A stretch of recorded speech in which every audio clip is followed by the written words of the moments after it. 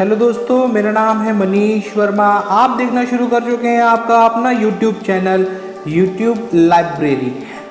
यहाँ पर आज हम जिस टॉपिक के बारे में बात करेंगे उसको आपको जानना बहुत ज़रूरी है, वह है संविधान।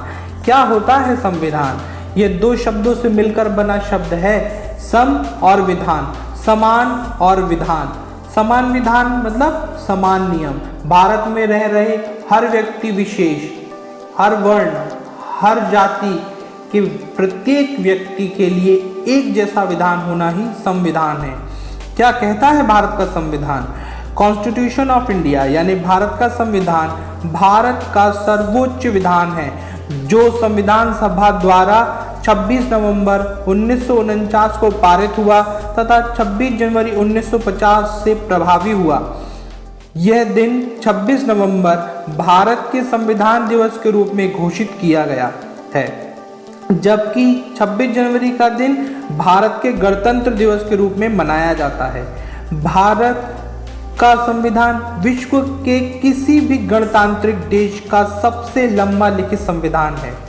संविधान के उद्देश्यों को प्रकट करने हेतु प्रायः उनसे पहले एक प्रस्तावना प्रस्तुत की जाती है। प्रस्तावना यह घोषणा करती है कि संविधान अपनी शक्ति सीधे जनता से प्राप्त करता है। इसी कारण यह हम भारत के लोग, we the people of India, इस वाक्य से प्रारंभ होती है। 26 नवंबर और 26 जनवरी 1950 दो डेट मिलती है हमें, एक 49 में, एक 50 में, एक नवंबर की, एक जनवरी की। 26 नवंबर हमारे देश के लिए एक दिन है जिसमें हम कह सकते हैं कि ये संविधान दिवस है, और 26 जनवरी हमारे देश के लिए गणतंत्र दिवस है। इसकी एक कहानी है, अभी आगे आप जैसी पढ़ेंगे मैं अभी आपको समझाऊंगा, आपको क्लैरिफाई हो जाएगा कि मैं क्या कहना चाहता हूँ। चलिए, हमारे मन में बहुत सारे प्रश्न आते हैं, जैसे कि किसने बनाया ये संविधान, क्या ये ज़रूरी था, या फिर क्या इससे होगा भैया, इसको बनाने से क्या फ़ायदा है हमारे लिए, कब बना था ये, या फिर क्या इसमें बदलाव किए जा सकते हैं। तो आइए इन्हीं सब बातों को समझने के लिए थोड़ा सा इतिहास में पीछे जाते हैं और उन कारणों को जानते हैं जहां संविधान की रूपरेखा तैयार हुई। वो तारीख है 19 दिसंबर 1929। भारतीय राष्ट्रीय कांग्रेस ने पूर्ण स्वराज की घोषणा की थी। 31 दिसंबर 1929 यानी 19 तारीख से 31 तारीख में मात्र 11 दिन 12 दिन, इतने दिन बाद ही, ठीक है ना, 10 दिन 11 दिन बाद ही क्या हुआ, भारतीय राष्ट्रीय कांग्रेस का वार्षिक अधिवेशन तत्कालीन पंजाब प्रांत की राजधानी लाहौर में हुआ। इसे ही हम लाहौर अधिवेशन के रूप में जानते हैं। इस ऐतिहासिक अधिवेशन में कांग्रेस के पूर्ण स्वराज की घोषणा पत्र तैयार किया था तथा पूर्ण स्वराज को कांग्रेस का मुख्य लक्ष्य घोषित किया था। जवाहरलाल नेहरू इस अधिवेशन के अध्यक्ष चुने गए थे और इस अधिवेशन में जवाहरलाल नेहरू ने अपने एक प्रेरक अध्यक्षीय भाषण में कहा, विदेशी शासन से अपने देश को मुक्त कराने के लिए अब हमें खुला विद्रोह करना है। राष्ट्र के सभी नागरिक इसमें हाथ बटाने के लिए सादर आमंत्रित हैं। नेहरू ने यह बात भी स्पष्ट कर दी कि मुक्ति का तात्पर्य सिर्फ विदेशी शासन को उखाड़ फेंकना भर नहीं है। उन्होंने कहा, मुझे स्पष्ट स्वीकार कर लेना चाहिए कि मैं एक समाजवादी और रिपब्लिकन हूँ। मेरा राजाओं और महाराजाओं में विश्वास नहीं है और ना ही उस उद्योग में विश्वास रखता हूँ जो राजा महाराजे पैदा करते हैं। तो वो क्या कहना चाहते थे? वो ये कहना चाहते थे कि इस भाषण में वे भारत को पूर्ण स्वराज्य तो दिलवाना ही चाहते हैं, साथ ही साथ उसे चलाने के लिए एक विधान की आवश्यकता भी उनके भाषण में झलकती है। और अब वो विधान ऐसे तो बनेगा नहीं, ऐसे तो मिलेगा नहीं, तो उसके लिए उन्होंने कहा कि अब ऐसा हो सकता है पर बिना किसी आइन या संविधान के कैसे, मतलब आप बताइए, संविधान नहीं बनेगा तो कैसे देश चलेगा? क्योंकि पूर्ण स्वराज के बाद देश को कैसे चलाया जाएगा, है ना? प्रत्येक नागरिक का क्या नियम होगा, क्या अधिकार होंगे और क्या उसके दायित्व होंगे, वो कौन निर्धारित करेगा? देश के समान नागरिक का एक विधान होगा, उससे फायदा ये होगा कि जिसके अनुरूप या उसके अनुसरण करने से देश की उन्नति होती रहेगी, देश का भला होता रहेगा, गरीब गरीब नहीं रहेगा और अमीर अमीर नहीं होता जाएगा, है ना? तो इसी चीज़ को समझते हुए उन्होंने उस समय ये बात कही होगी। और बाद में संविधान सभा भी बनी, जिसके अध्यक्ष बने प्रारूप समिति के डॉक्टर BR अम्बेडकर साहब। तो उनकी कहानी मैं आपको बाद में बताऊंगा ही, लेकिन आप समझिए कि क्या हुआ। साथ ही साथ इस लाहौर अधिवेशन की कुछ प्रमुख बातें हैं, आइए उनको समझ लेते हैं। पहली बात जैसे था कि गोलमेज जो है उसके बारे में बात हुई थी। लाहौर अधिवेशन में गोलमेज सम्मेलन का बहिष्कार किया जाएगा, है ना? क्या है गोलमेज सम्मेलन? कुछ नहीं, आप समझिए, इसके बारे में भी मैं आगे बहुत सारे वीडियो आएंगे, संविधान की पूरी सीरीज आएगी जिसमें संविधान कैसे बनेगा, कैसे लागू होगा, क्या क्या परेशानी, सब डिस्कस करूंगा। अभी के लिए केवल आप इंट्रोडक्शन समझिए इसको। गोलमेज से समझते हैं, नमक यात्रा के कारण ही अंग्रेजों की हालत खराब हो गई थी, आप जानते हैं।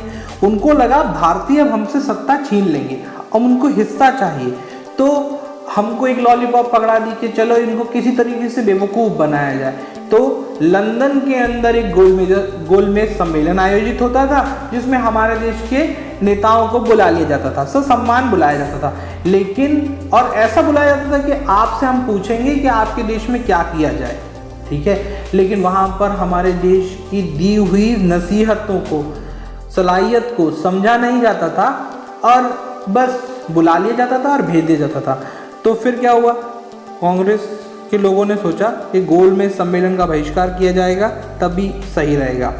फिर पूर्ण स्वराज को, जैसा मैंने आपको बताया, उसको मुख्य लक्ष्य बनाया गया।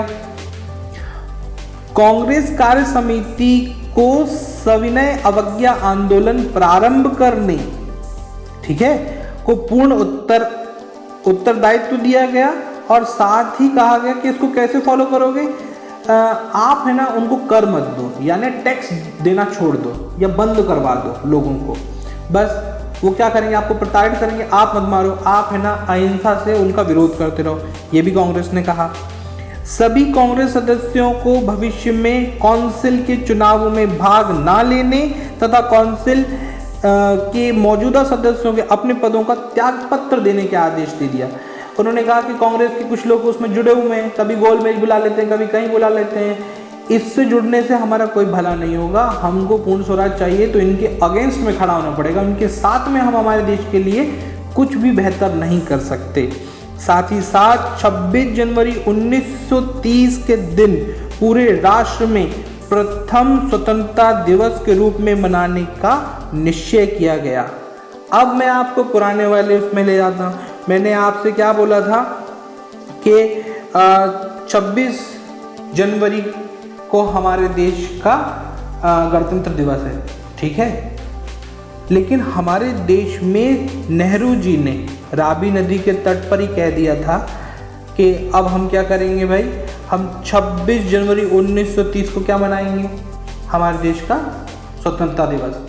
अब हमारे वास्तविक स्वतंत्रता दिवस भी हमें मालूम है 15 अगस्त 1947। तो हमारे पास 2 तारीखें आ गई स्वतंत्रता की। एक स्वतंत्रता की तारीख है हमारी 26 जनवरी और एक तारीख है 15 अगस्त, लेकिन वास्तविक तो 15 अगस्त है ना। तो 26 जनवरी का हम क्या यूज़ करते? तो हमारी जब संविधान सभा ने उसको पारित किया वो थी 26 नवंबर, तो हमने उस तारीख को बना दिया हमारे देश का संविधान दिवस, है ना। और बाद में 26 जनवरी जो है उसको हमने बना दिया गणतंत्र दिवस, क्योंकि उस दिन हमारे पास एक तारीख थी पहले से, इसलिए इसको ऐसा बनाया गया है। चलिए समझते हैं। 31 दिसंबर 1929 की बात, वही जैसा मैंने बताया, जब उन्होंने ये अधिवेशन के बाद रात हुई, सब लोग बाद में बैठे, इतना अच्छा भाषण दिया नेहरू जी ने, तो क्या होने वाला, अर्धरात्रि को सभी लोग इकट्ठे हुए और उन्होंने कहा इनकलाब जिंदाबाद के नारों के बीच रावी नदी के तट पर भारतीय स्वतंत्रता का प्रतीक तिरंगा झंडा फहराया गया। इसके बाद 26 जनवरी 1930 को पूरे राष्ट्र में जगह जगह सभाओं का आयोजन किया गया, जिनमें सभी लोगों को सामूहिक रूप से स्वतंत्रता प्राप्त करने की शपथ ली। इस कार्यक्रम को अभूतपूर्व सफलता मिली। गांव तथा कस्बों में सभाएं आयोजित की गईं, जहां स्वतंत्रता की शपथ स्थानीय भाषाओं में दी गई और तिरंगे को लहराया गया। ठीक है, तो ये मैं आपको इसलिए बता रहा हूँ क्योंकि आपको मैं एक इंट्रोडक्शन देता हूँ। यहाँ पर संविधान को मैंने आपको परिचय मात्र दिया है, केवल इंट्रोडक्शन है। बाकी अंग्रेज़ों के एक्ट हैं, जैसे regulating act, Pitt's India act, chartered act, जिनका प्रभाव हमारे संविधान पर भी है, जिनके कुछ तत्व हमारे आज के संविधान में भी निहित हैं, आज के संविधान में भी उनके अंश हैं। उनको आने वाले वीडियो में मैं 100% आपसे शेयर करूंगा। Thank you very much. आप मुझे सपोर्ट देते रहें, चैनल को आप हमेशा लाइक कीजिए, सब्सक्राइब कीजिए, शेयर कीजिए, है ना, और आने वाली सारी वीडियोस को देखिए। मैं आपको कंप्लीट पढ़ा दूंगा जितना भी कुछ है मेरे पास, ठीक है ना। ठीक है, तो फिर जय हिंद, जय भारत।